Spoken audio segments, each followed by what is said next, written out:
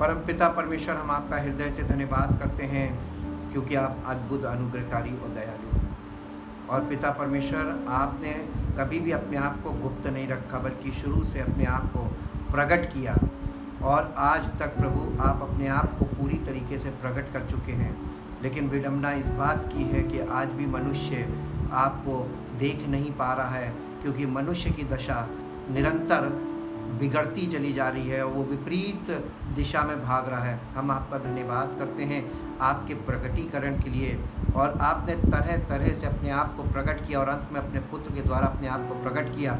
और इसके बाद भी प्रभु आप नहीं रुके, आपने पवित्र आत्मा हमें दिया जो आपको प्रकट करने वाला आत्मा है, ताकि प्रभु हमारा जीवन प्रकटीकरण की ओर बढ़े और हम अपने परमेश्वर का दर्शन पाएँ और उसके द्वारा उद्धार पाएँ और उसका नाम हमारे जीवन में महिमान्वित होने पाए।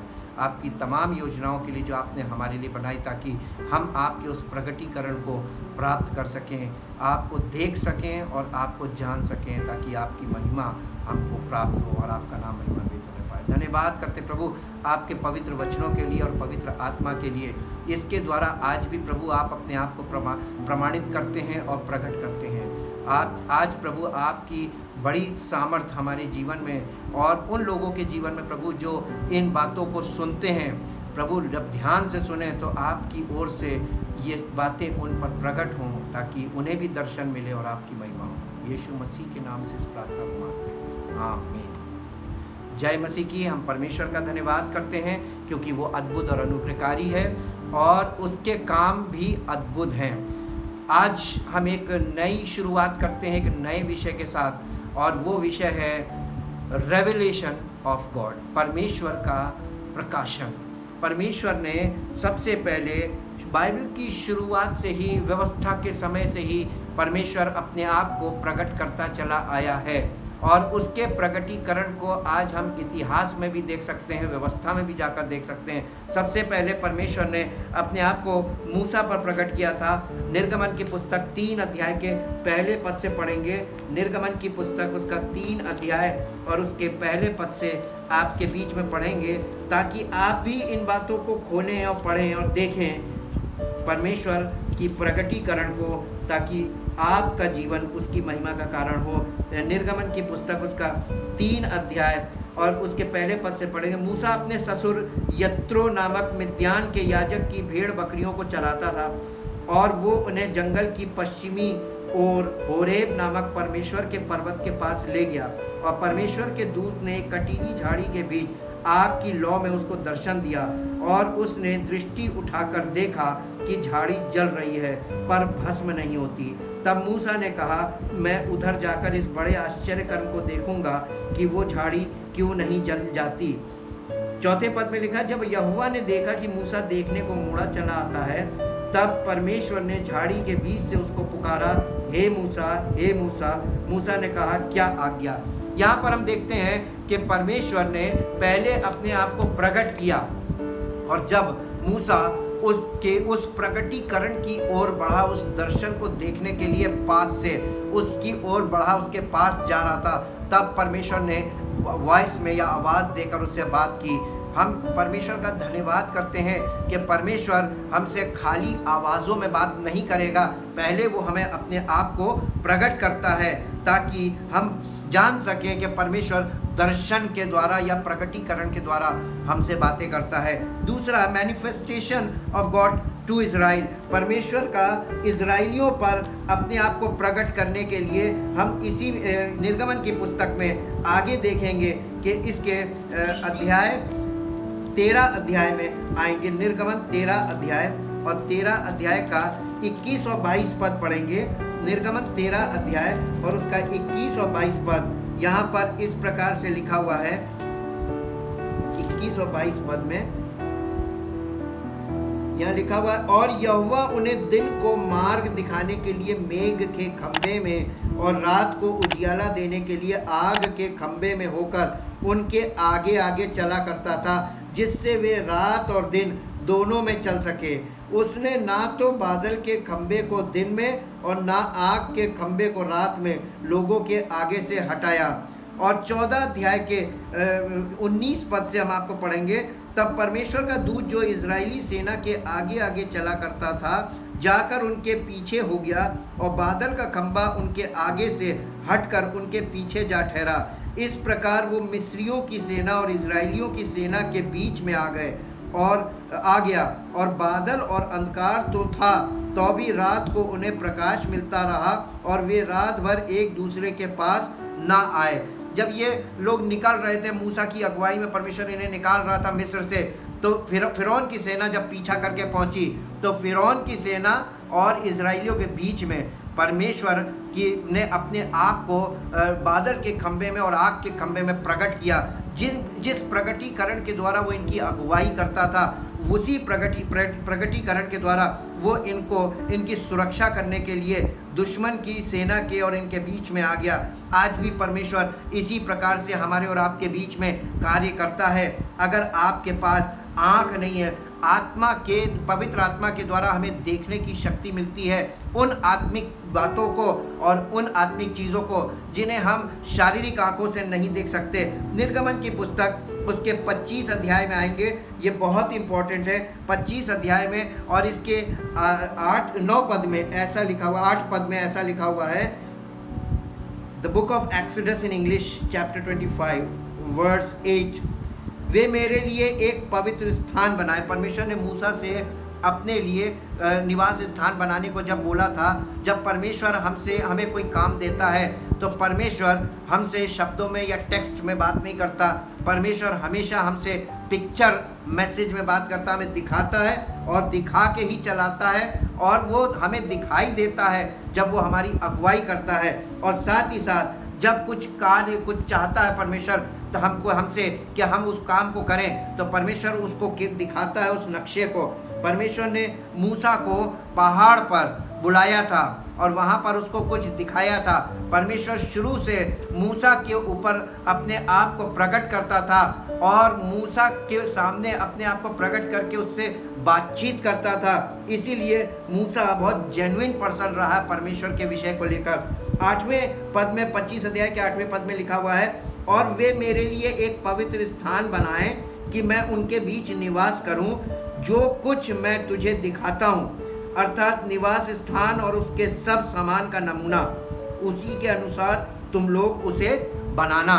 परमेश्वर ने जब मूसा को मंदिर बनाने का निर्देश दिया था, मंदिर बनाने की इच्छा प्रकट की थी, तो उसके लिए भी उसने मूसा को सब चीज़ों को दिखाया था और दिखाकर उससे कहा था, जैसा तुम्हें मैंने दिखाया है ठीक वैसे ही बनाना।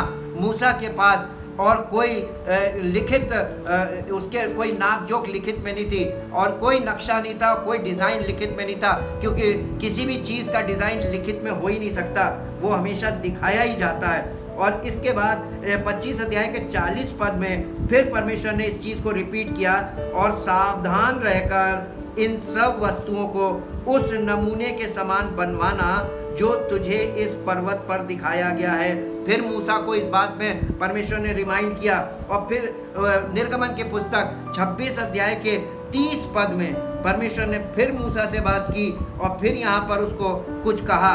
30 पद में लिखा, और निवास को इस रीति से खड़ा करना जैसा इस पर्वत पर तुझे दिखाया गया है। रिपीटेडली आप देखिए, परमेश्वर मूसा से कह रहा था, ऐसे ही बनाना, ऐसे ही खड़ा करना, ऐसे ही करना जैसा तुम्हें दिखाया गया है। इसका मतलब मूसा उसमें अपनी ओर से ज़रा सी भी ऊपर नीचे नहीं कर सकता था, अनुमति ही नहीं है। परमेश्वर अपने कार्य में मनुष्य की बुद्धि को बिल्कुल भी शामिल नहीं होने देना चाहता है, क्योंकि परमेश्वर परफेक्ट काम करने वाला है, उसके पास परफेक्ट डिज़ाइन है और सब चीज़ों को वो परफेक्ट बनाता है। इसीलिए परमेश्वर की मर्जी में ही हमको चलना ये हमारे लिए अनिवार्य होता है। और जब पवित्र आत्मा हमारे जीवन में आता है तो वो हमें हमारी मर्जी से बिल्कुल कुछ भी नहीं करने देता है। इस बात को हमें सीखना भी है, समझना भी है और जानना भी है। निर्गमन की पुस्तक में चलेंगे। निर्गमन की पुस्तक उसका 8 अध्याय और उसका 5 और 6 पद मैं आपके बीच में पढ़ूंगा।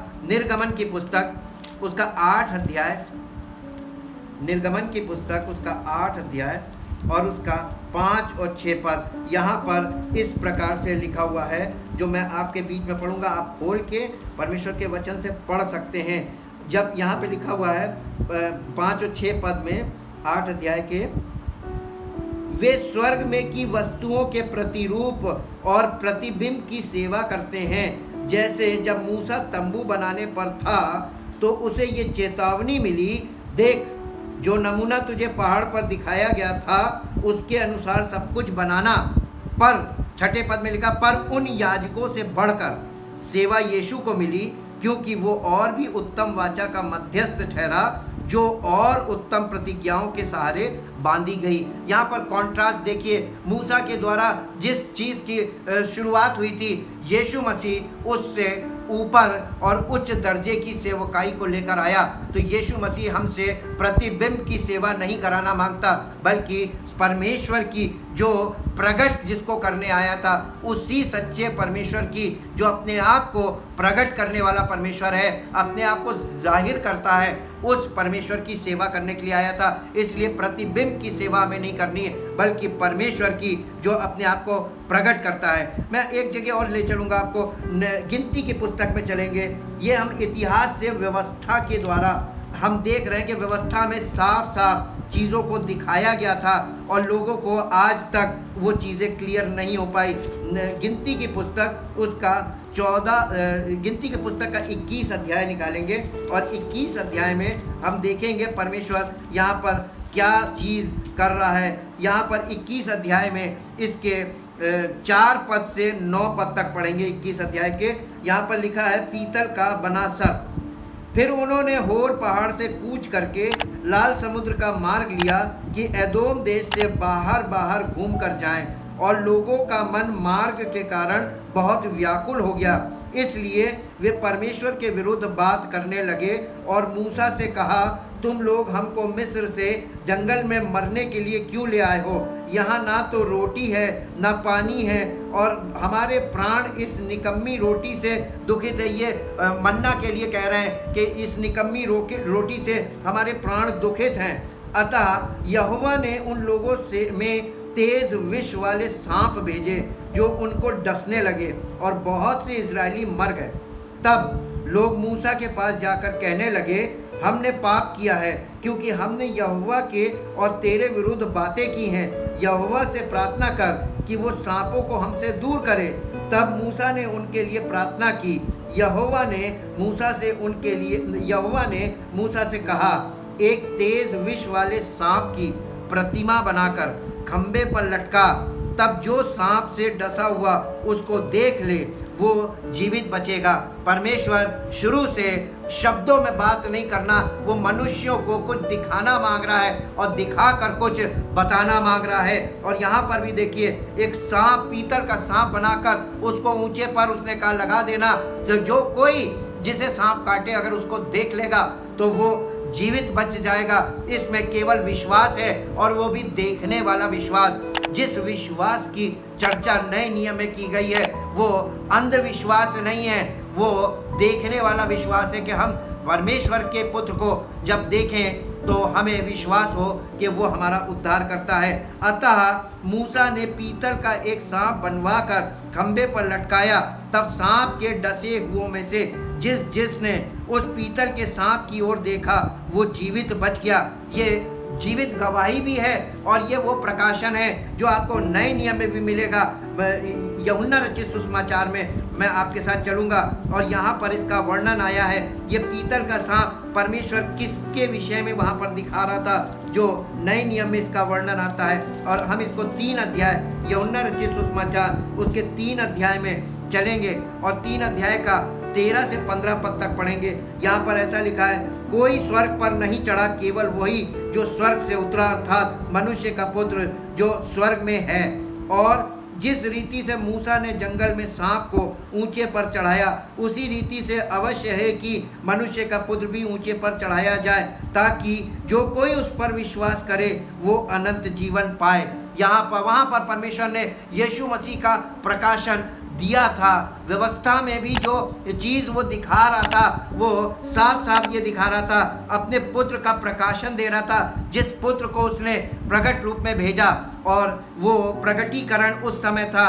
और इसके साथ साथ क्या कारण है कि फिर भी लोग आज अंधविश्वास करते हैं और अंधविश्वास के बातों में विश्वास करते हैं? इसका भी कारण लिखा हुआ है व्यवस्था विवरण की पुस्तक, द बुक ऑफ ड्यूटरनॉमी इंग्लिश में, और व्यवस्था विवरण की पुस्तक में चलेंगे और व्यवस्था विवरण की पुस्तक से आपके सामने उस बात को शेयर करेंगे जो परमेश्वर ने अपनी आत्मा के द्वारा पहले से लोगों को प्रकट किया था।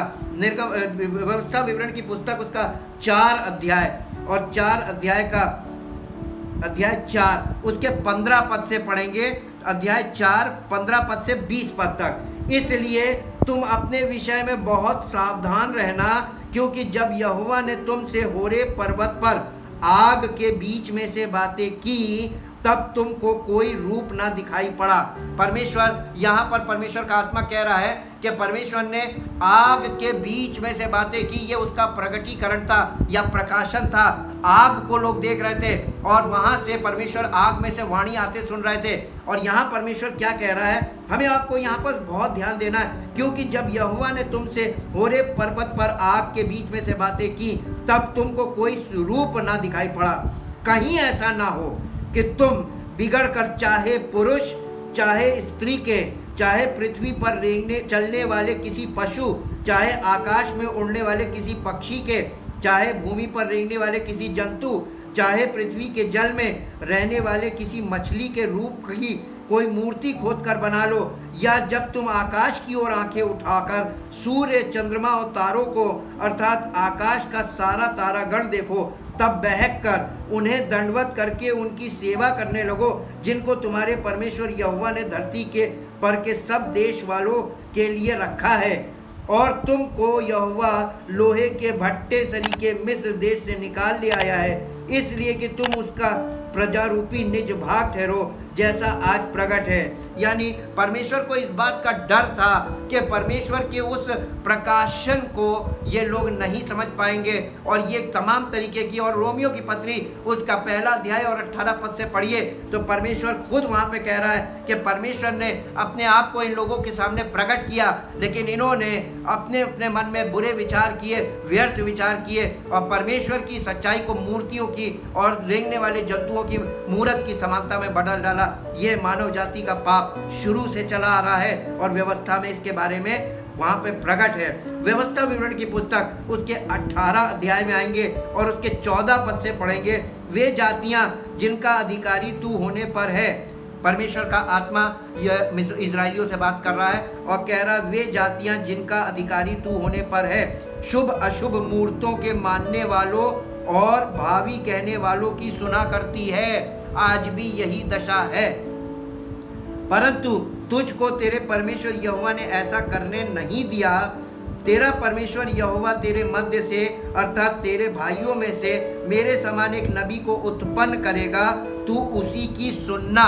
ये मूसा से परमेश्वर ने कहा था और ये यीशु मसीह के विषय में बोला था, क्योंकि यहाँ पर ध्यान जिस बात पे देना है, लोग नबी बन जाते हैं, ये बातें पढ़कर लोग वो वाले काम करने लगते हैं और इस तरीके से तमाम झूठे नबी खड़े हो गए। यहाँ पर जो बात कही गई है, अगर मैं आपको उसकी थोड़ी सी बारीकी पकड़ा दूँ, वो ये लिखा है कि तेरा परमेश्वर यहोवा तेरे मध्य से अर्थात तेरे भाइयों में से मेरे समान एक नबी को उत्पन्न करेगा। यानी ये यहूदियों से बात की जा रही है और उससे ये कहा जा रहा है कि तुम्हारे बीच से एक यहूदी व्यक्ति में परमेश्वर कुछ ऐसा करेगा। और कैसा? मूसा से कह रहा तेरे समान नबी। और मूसा कैसा नबी था? मूसा परमेश्वर को देखकर और परमेश्वर की सुनकर चलता था। वो परमेश्वर का दर्शन पाता था, परमेश्वर को आमने सामने देखकर चलता था। और यीशु मसीह भी परमेश्वर का इकलौता पुत्र है जो परमेश्वर की उपस्थिति में रहता था और परमेश्वर को देखता था, और इसीलिए आकर उसने परमेश्वर के विषय का वर्णन किया, सच्चाई का। ये तेरी उस विनती के अनुसार होगा जो तूने होरेब पहाड़ के पास सभा के दिन अपने परमेश्वर यहोवा से की थी। मुझे ना तो अपने परमेश्वर यहोवा का शब्द फिर सुनना और ना वो बड़ी आग फिर देखनी पड़े, कहीं ऐसा ना हो कि मैं मर जाऊं। तब यहोवा ने मुझसे कहा, यानी ये मूसा कह रहा है, वे जो कुछ कहते हैं ठीक ही कहते हैं। इसलिए मैं उनके लिए उनके भाइयों के बीच में से तेरे समान एक नबी को उत्पन्न करूंगा। नबी को खड़ा करूंगा नहीं लिखा है। और परमेश्वर ने अपने पुत्र को हमारे बीच में उत्पन्न किया और उसके द्वारा हमसे बातें की। उसका नाम प्रभु यीशु मसीह है। उत्पन्न करूंगा और अपना वचन उसके मुंह में डालूंगा, और वो जिस जिस बात की मैं उसे आज्ञा दूंगा वही वो उनको कह सुनाएगा। ये यीशु मसीह के लिए स्पष्ट है। और यीशु मसीह दिखाया जा रहा है व्यवस्था में। देख लीजिए कि यीशु मसीह कितना स्पष्ट है। और जो मनुष्य मेरे वो वचन जो वो मेरे नाम से कहेगा ग्रहण ना करेगा, मैं उसका हिसाब उससे लूंगा। और यीशु मसीह ने कहा था कि जो बातें मैं बोल रहा हूँ इनका तुम्हें हिसाब देना पड़ेगा। यदि तुम मूसा की बातों पर विश्वास करते हो तो मुझ पर क्यों नहीं करते हो, क्योंकि मूसा ने मेरे विषय में लिखा है। और ये बात यहाँ पर है। और इसीलिए आगे लिखा हुआ है कि परंतु जो नबी अभिमान करके मेरे नाम से कोई ऐसा वचन कहे जिसकी आज्ञा मैंने उसे ना दी हो, या पराये देवताओं के नाम से कुछ कहे, वो नबी मार डाला जाए। और यदि तू अपने मन में कहे जो वचन यहोवा ने नहीं कहा उसको हम किस रीति से पहचाने, तो पहचान ये है कि जब कोई नबी यहोवा के नाम से कुछ कहे, तब यदि वो वचन ना घटे और पूरा ना हो जाए तो वो वचन यहोवा का कहा हुआ नहीं, परंतु उस नबी की वो बात अभिमान करके कही है। उस नबी ने ये वो बात अभिमान करके कही है, तू उससे भय ना खाना। हम परमेश्वर का धन्यवाद करते हैं कि परमेश्वर की जब पवित्र आत्मा हमारे जीवन में कार्य करती है तो वो हमें सत्य को भी प्रकट करती है, जिससे हमारा डर खत्म हो जाता है और हमारे अंदर याव आ जाता है और हम परमेश्वर की बातों को याव के साथ बोलने पाते हैं। हम परमेश्वर की महिमा करना चाहते हैं जो अपने आप को प्रकट करता चला आया, और आज संपूर्ण रूप से परमेश्वर हमारे और आपके बीच में स्पष्ट है और प्रकट है। हमारे पास आंख नहीं है, क्योंकि यीशु मसीह ने एक बात बोली थी। इसे पढ़ेंगे और फिर आपके साथ प्रार्थना करेंगे ताकि आप इस चीज़ को नए नियम में रोशनी देखें। यीशु मसीह ने कहा मैं जगत की ज्योति हूँ। यीशु मसीह वो ज्योति है जो वो सब चीज़ों को, परमेश्वर से संबंधित सब बातों को प्रकट करती है। पवित्र आत्मा वो आत्मा है जो सारी आत्माओं को प्रकट कर देता है। और यहाँ पर लिखा हुआ है, तुम कानों से तो सुनोगे पर समझोगे नहीं, आंखों से तो देखोगे पर तुम्हें ना सूझेगा, क्योंकि इन लोगों का मन मोटा हो गया है और वे कानों से ऊंचा सुनते हैं और उन्होंने अपनी आंखें मूंद ली है। कहीं ऐसा ना हो कि वे आंखों से देखें और कानों से सुने और मन से समझे और फिर जाएं और मैं उन्हें चंगा करूं। पर धन्य है तुम्हारी आंखें कि वे देखती हैं और तुम्हारे कान कि वे सुनते हैं। पहले वर्णन आंखों का है और फिर कानों का है। और क्योंकि मैं तुमसे सच कहता हूं कि बहुत से भविष्यवक्ताओं ने और धर्मियों ने चाहा कि जो बातें तुम देखते हो देखें पर ना देखी, और जो बातें तुम सुनते हो सुने पर ना सुनी। यीशु मसीह ने बता दिया था। बहुत से लोग यीशु मसीह को देखना चाहते थे पुराने ज़माने में भी और आज भी, और उसको उसकी बातों को सुनना चाहते थे। पर धन्य हो तुम, तुम्हारी आंखें जो देखती हैं। हम परमेश्वर का धन्यवाद करते हैं कि अगर आप प्रभु यीशु मसीह का दर्शन पा जाएं तो हम परमेश्वर की बड़ी महिमा चाहते हैं, क्योंकि वो अपने आप को प्रकट करना चाहता है और केवल उन्हीं लोगों पे प्रकट करना चाहता है जिनसे वो प्रेम करता है।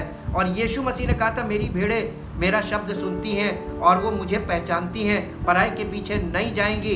इससे मुझे अब ये स्पष्ट हो गया है कि आज प्रभु यीशु मसीह अपने लोगों को अपने आप को प्रकट करके निकाल लाएगा, और इधर लोग बोलते रह जाएंगे और बोलने वालों की कोई नहीं सुनेगा, क्योंकि कोई किसी की सुनता नहीं और कोई किसी की मानता नहीं है। लेकिन हम धन्यवाद करते हैं, परमेश्वर महान है, अद्भुत और अनुग्रहकारी है। वो अपना काम स्वयं करता है। वो हमें अपना गवाह बनाना चाहता है। हम उसके लिए कुछ नहीं कर सकते, हम केवल उसके गवाह बनते हैं। इसीलिए वो हमें अपना सहयोगी और सहकर्मी बनाता है, ताकि हम वो देखें जो परमेश्वर हमारे सामने करता है, ताकि उसकी महिमा कर सके। धन्यवाद करते हैं परमपिता परमेश्वर, आपका धन्यवाद करते हैं। जितने लोग प्रभु इन बातों को परमेश्वर के वचन से खोलकर पढ़ें, उनके जीवन में प्रभु आपका प्रगटीकरण हो, वो आपको स्पष्ट देखने पाएँ। परमेश्वर के इकलौते पुत्र में जब परमेश्वर प्रकट हुआ और उसके द्वारा उसने उद्धार के कार्य को किया, हम धन्यवाद करते हैं उस उद्धार के कार्य के लिए जो कोई मनुष्य कर नहीं सकता था। आज भी प्रभु उद्धार किसी मनुष्य के प्रचार से नहीं मिलता, किसी की प्रार्थना से नहीं मिलता, बल्कि प्रभु यीशु मसीह के अनुग्रह और पवित्र आत्मा की सामर्थ्य के द्वारा छुड़ाए जाने का द्वारा प्राप्त होता है। हम धन्यवाद करते हैं लोगों को आपका प्रकटीकरण जीवन में प्राप्त हो, दर्शन प्राप्त हो और सिर्फ आपकी महिमा हो। और इस प्रार्थना को आपके इकलौते पुत्र प्रभु यीशु मसीह के नाम से मांगते हैं। चाहते प्रभु आपकी अद्भुत सामर्थ्य लोगों के जीवन में प्रकट हो और आपकी महिमा हो। धन्यवाद करते हैं प्रभु। इस प्रार्थना को आपके इकलौते पुत्र प्रभु यीशु मसीह के नाम से मांगते हैं। आमीन।